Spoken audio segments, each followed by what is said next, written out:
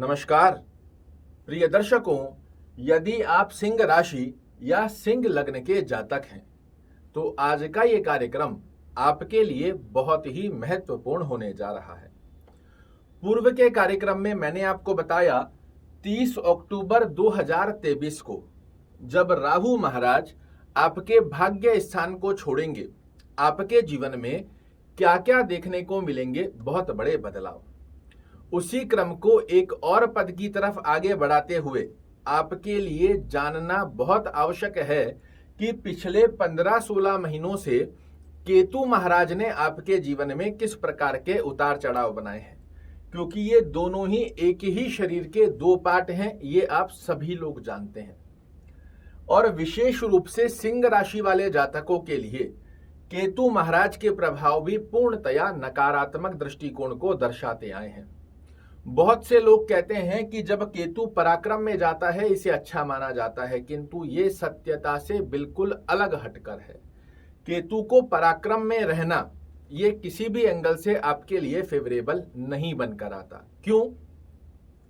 ये पराक्रम भाव फिजूल की मेहनत का स्थान है और इस स्थान पर पिछले 15-16 महीनों से जहां एक तरफ राहु अपनी दृष्टि देकर आपकी मेहनत के रिजल्ट नहीं निकल कर आने दे रहा था, वहीं दूसरी तरफ केतु महाराज बार बार आपका पसीना बहाते रहे।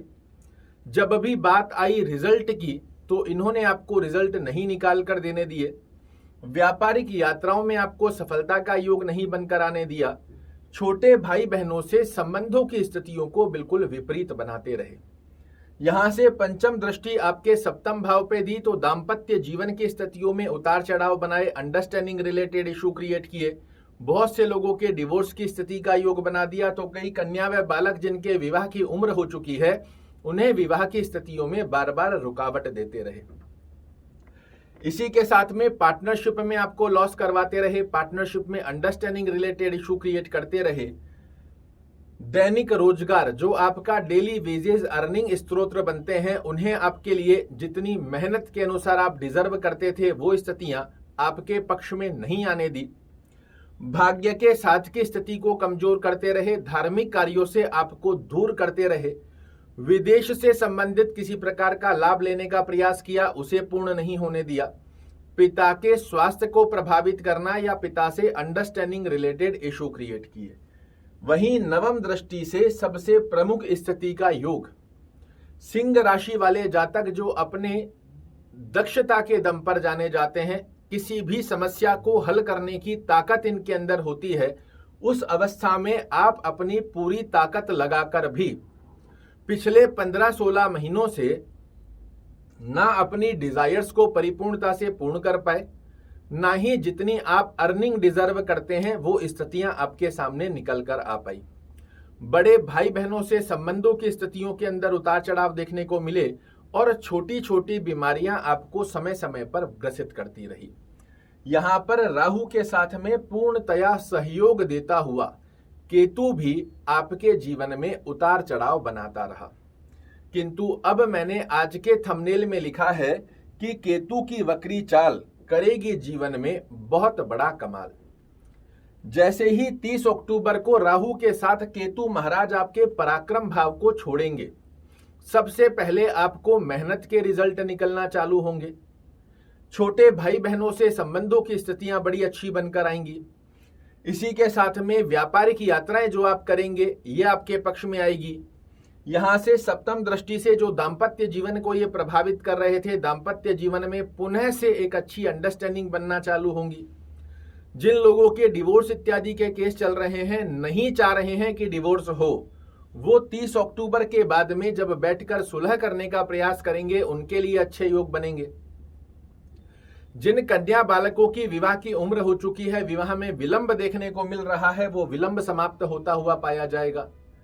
भाग्य का जो साथ निकलकर आ ही नहीं रहा था, भाग्य के साथ में तो आपके डबल बंधन योग लग गया कि एक तरफ राहु भाग्य का साथ नहीं निकलकर आने दिए, तो वहीं दूसरी तरफ केतु महाराज ने चीजों को अस्त व्यस्त कर दिया। पिता के स्वास्थ्य को प्रभावित करना, पिता से अंडरस्टैंडिंग रिलेटेड इशू की स्थिति को लगातार बनाते रहे। धार्मिक कार्यों से जैसे आपका विश्वास ही उठा दिया था। और सबसे प्रमुख अवस्था जो कि व्यक्ति के जीवन में, चाहे रोगी हो, योगी हो या भोगी, हर व्यक्ति अपनी मनोकामनाओं को पूर्ण करने का सदैव इच्छा जाहिर करता है। और पिछले लंबे समय से केतु महाराज ने आपकी डिजायर्स को पूर्ण होने में लगातार स्टॉप लगाते रहे।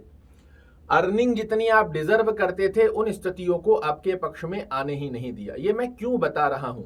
क्योंकि जब आप राहु के बारे में जानना चाहते हैं तो उसी के अंग का दूसरा भाग के बारे में जानना भी आपके लिए आवश्यक होता है। बड़े भाई बहनों से संबंधों की स्थिति, छोटी मोटी बीमारियां, इनके अंदर आपको राहु महाराज के साथ साथ में केतु ने मिलकर पूर्ण रूप से पिछले 15-16 महीनों में ग्रसित करते आए हैं। अब 30 अक्टूबर को जब ये हटेंगे तो इन सारी स्थितियों से, पराक्रम भाव से, सप्तम भाव से, भाग्य स्थान से और एकादश भाव से आपके लिए बंधन युक्त योग खुलने जा रहा है। यहां समझिएगा, राहु ने आपके कौन कौन से भाव को प्रभावित कर रखा है? तो भाग्य भाव को, लग्न को, सप्तम भाव को और पंचम भाव को। केतु ने कौन कौन से स्थानों को प्रभावित कर रखा है? पराक्रम भाव को, सप्तम भाव को, भाग्य भाव को और एकादश भाव को। और ये चारों भाग बहुत ही इंपॉर्टेंट होते हैं व्यक्ति के जीवन में।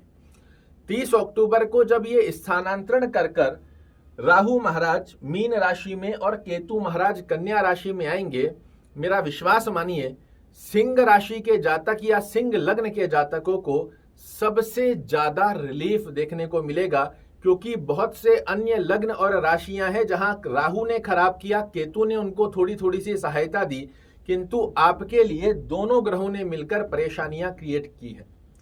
अब 30 अक्टूबर को जब ये स्थानांतरण करेंगे, किस प्रकार के प्रभाव देखने को मिलेंगे ये मैं आपको अगली श्रृंखला में बताऊंगा। आपसे मैं वादा कर गया था कि राहु की स्थिति मैं आपको बताऊंगा कि राहु मीन राशि में जाकर आपको कैसा फल देगा।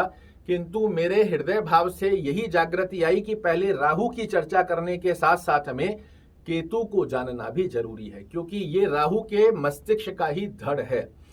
एक स्थिति में समस्या की जब तक जड़ तक नहीं जाओगे तब तक उस समस्या से बाहर नहीं निकल सकते। अगले कार्यक्रम में आपको इन दोनों अवस्थाओं का योग किस प्रकार आ रहा है एक हिंट देकर जाता हूं। अगला कार्यक्रम जरूर देखिएगा। एक अवस्था में मैंने आपको बताया कि आपके लिए दोनों ग्रह पिछले समय से परेशानीकृत अवस्था क्रिएट कर रहे हैं, किंतु 30 अक्टूबर के बाद एक ग्रह, इन दोनों में से एक ग्रह आपके लिए श्रेष्ठ कार्य करता हुआ पाया जाएगा। तो दूसरे ग्रह को हम कैसे डिक्रीज करेंगे, इसे आपने समझ लिया तो ज्योतिष की सही राह पर चलते हुए जीवन में कैसे उन्नति को प्राप्त किया जाता है, इसके बारे में आप भली भांति जान जाएंगे। आशा करता हूं मेरे द्वारा दी गई ये जानकारी आपको पसंद आएगी। कल फिर से एक नई जानकारी लेकर आपके सामने उपस्थित होऊंगा। तब तक के लिए नमस्कार।